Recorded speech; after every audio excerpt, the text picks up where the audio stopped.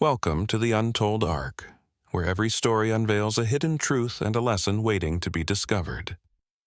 Today's tale takes us on a journey through resilience, courage, and the power of choice.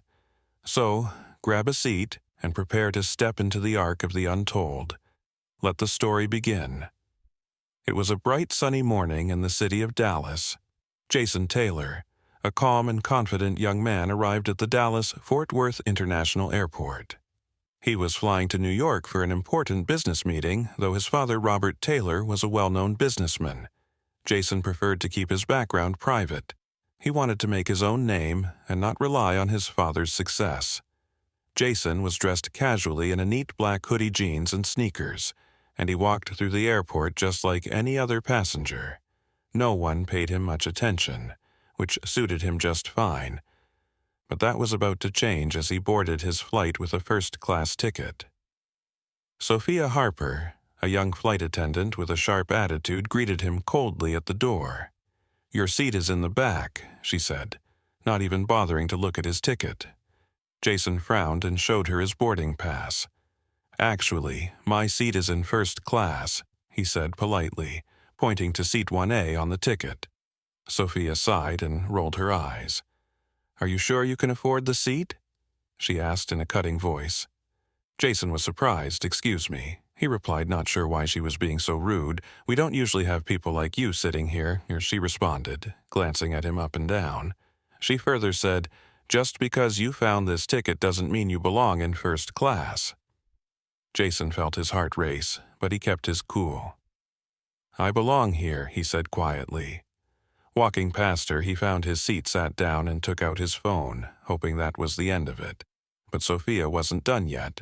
As the plane took off and the passengers settled in, Emily went about serving the other first-class travelers, smiling and chatting with them, but ignoring Jason completely. He tried to stay calm, but he could feel the tension in the air. He noticed the whispers and the quick glances from some of the passengers. It was like Sophia had told them something about him. "Can I get some water, please?"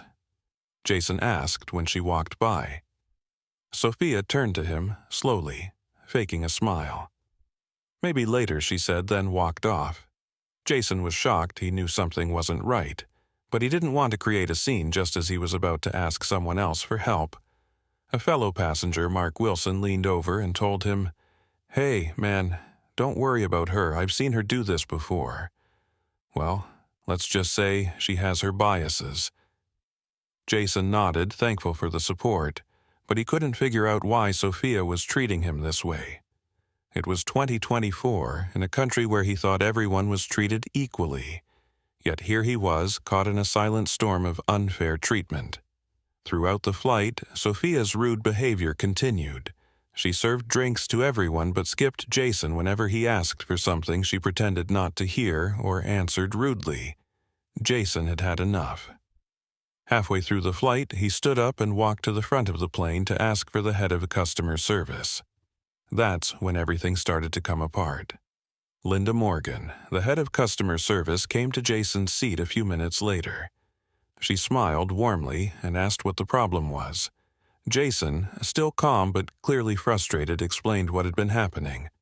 "I've asked multiple times for simple things like water, and each time I've been ignored or treated rudely by your flight attendant." Jason said, "I don't understand why." Linda's face grew serious. "I'm very sorry about that, Mr. Taylor. I'll handle it right away." When Sophia overheard the name Taylor, her face turned pale. She glanced nervously at Jason but quickly looked away, mumbling something like, "It was a misunderstanding." Linda looked puzzled. She told Jason, "Mr. Taylor, I deeply apologize. We'll take care of this immediately." As Linda left, Jason sat back down, trying to calm himself. Just then his phone buzzed with a message from his father. "Son, I heard what's happening on the flight. I'm handling it." Jason's eyes widened. He hadn't told his father anything, so how did he know, and how was he fixing it? Moments later, Sophia returned with a pale and shaky face. She told Jason, "I'm sorry, Mr. Taylor, I didn't realize." Before she could finish, the pilot's voice echoed over the intercom. Ladies and gentlemen, we apologize for any inconvenience. We've been informed of a customer service issue and are working to resolve it. Thank you for your patience. Jason glanced around confused. What had his father done as the plane descended toward New York? The atmosphere on board had changed. Sophia, who had been so rude before, now looked embarrassed and scared. She avoided Jason's gaze, and when the plane landed, she disappeared quickly before most passengers could leave. Once Jason got off the plane, he was met by two staff members from Strauss Airways, the airline his father owned. They led him to a private lounge where he was met, Linda, and the airline CEO, his father Robert Taylor. Son Robert said, shaking his head, "I've dealt with the situation. Sophia has been removed from duty." Yeah, sighed. Dad, "I didn't want special treatment. I just wanted to be treated with respect like anyone else." "I know," son Robert said softly, "but sometimes people need a wake-up call." He paused, looking at Jason with pride. "You've made your own way in life, and no one has the right to treat you any less." Jason nodded. Feeling the weight of his father's words, he realized that there would always be people like Sophia, those who judge others without knowing their story. But what mattered most was how he responded to Sophia's rude behavior. As Jason left the airport, he thought about Sophia's reaction when she learned who he was. He hoped she had learned something from this, but he knew the lesson wasn't just for her. It was about standing up for what was right, no matter who you were.